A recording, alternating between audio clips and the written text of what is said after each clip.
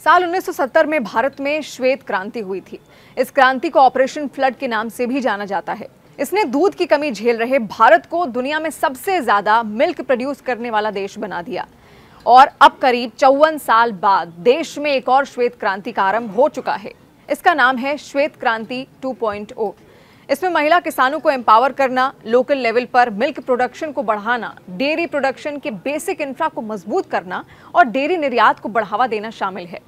ये कार्यक्रम नरेंद्र मोदी सरकार के तीसरे कार्यकाल के पहले 100 दिन में शुरू की गई 3 पहल में से एक है। श्वेत क्रांति 2.0 का टारगेट है अगले 5 साल में डेयरी सहकारी समितियों की तरफ से दूध की खरीद में 50% की वृद्धि करना।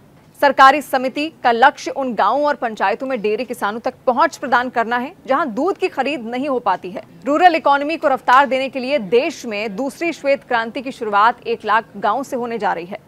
5 वर्षों के दौरान 56,586 नई डेयरी सहकारी समितियों और मिल्क पूलिंग पॉइंट्स की स्थापना होनी है। इसमें ऐसे गांवों को कवर किया जाना है जहां अभी डेयरी समितियां नहीं बन पाई हैं। देश में दूध का उत्पादन बढ़ेगा तो घरेलू मांग की आपूर्ति हो सकेगी और निर्यात करने की क्षमता में भी वृद्धि होगी। एनडीडीबी की ओर से कराए गए एक सर्वे में बताया गया कि दूध में अभी भी अनऑर्गेनाइज्ड क्षेत्र का ज्यादा हिस्सा है।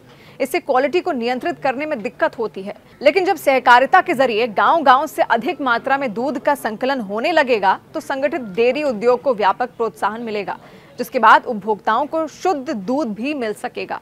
राष्ट्रीय डेयरी विकास बोर्ड को योजना तैयार करने की जिम्मेदारी दी गई है और इसके तहत गांव और पंचायत स्तर पर आसान ऋण और दूसरी सहूलियतों की व्यवस्था भी की जाएगी। इस योजना में 1 लाख मौजूदा जिला सहकारी समितियां और इसके अलावा प्राथमिक कृषि ऋण समितियों की स्थापना और उन्हें मजबूत करना शामिल है। इन्हें दूध के मार्गों से जोड़ा जाएगा जहां बुनियादी ढांचा उपलब्ध कराया जाएगा। शुरुआत में राष्ट्रीय डेयरी विकास बोर्ड अपने संसाधनों से इस पहल को आगे बढ़ाएगा। इसके साथ ही रुपे किसान क्रेडिट कार्ड के जरिए डेयरी किसानों को ब्याज मुक्त नकद ऋण प्रदान करेगी। इस कदम का उद्देश्य किसानों के दरवाजे तक बैंकिंग सेवाएं पहुंचाना और सहकारी निधि को क्षेत्र के भीतर रखना है। दुनिया में भारत सबसे ज्यादा दूध उत्पादन करने वाला देश है और ग्लोबल डेयरी प्रोडक्शन में 25% योगदान देकर दुनिया में पहले स्थान पर है। पिछले 9 वर्षों के दौरान भारत के दूध उत्पादन में 58% की वृद्धि दर्ज की गई और वर्ष 2022-23 में ये बढ़कर 230.58 मिलियन टन हो गया।